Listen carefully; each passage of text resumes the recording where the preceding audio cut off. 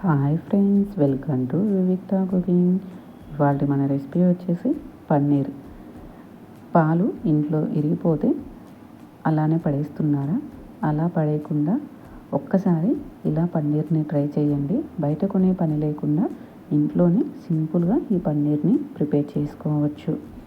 సాఫ్ట్గా ఉండే ఈ పన్నీర్తో మనం ఎన్నో రెసిపీస్, స్వీట్, కర్రీస్ అని ఎన్నో రెసిపీస్ చేసుకుంటాం కదండి.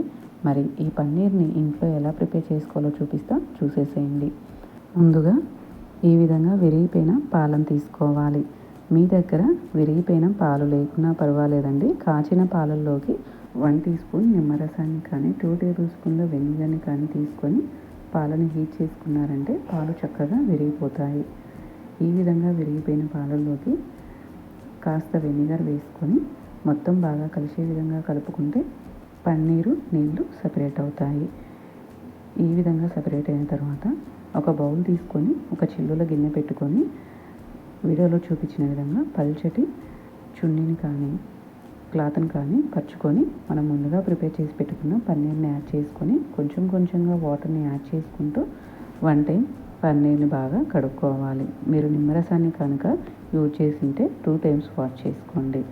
ఇప్పుడు మీకు నచ్చిన షేప్లోకి పన్నీర్ని వీడియోలో చూపించిన విధంగా చుట్టుకొని పన్నీర్ పైన కాస్త బరువుగా ఉండే ఒక ఐటెంని పెట్టుకోవాలి. నేను ఇక్కడ బాక్స్ని తీసుకున్నానండి.